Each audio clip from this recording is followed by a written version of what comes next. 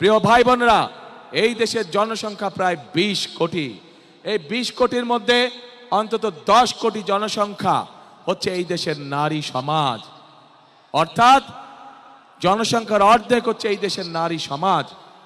এই নারী সমাজকে যদি আমরা পেছনে রেখে যতই পরিকল্পনা গ্রহণ করি না কেন, যতই বড় বড় কথা আমরা বলি না কেন, কোনোভাবেই সম্ভব নয় দেশকে সামনে নিয়ে যাওয়া, কোনোভাবেই সম্ভব নয় দেশকে পুনর্গঠন করা।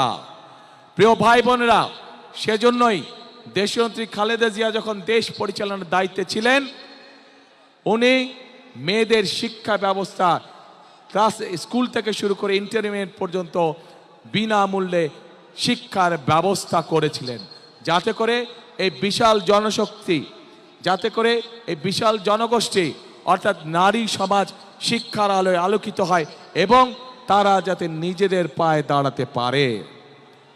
প্রিয় ভাই বোনেরা, নির্বাচন এসেছে, স্বাভাবিকভাবেই বিভিন্ন রাজনৈতিক দল তাদের বিভিন্ন লক্ষ্য উদ্দেশ্য জনগণের সামনে উপস্থাপন করবে।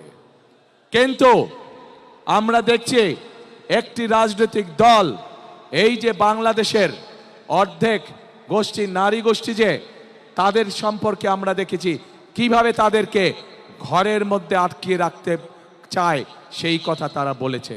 আমরা দেখেছি একটি রাজনৈতিক দলের একজন নেতা পরিষ্কারভাবে বলে দিয়েছে যে তারা কোনোভাবেই নারীর নেতৃত্বে বিশ্বাস করে না।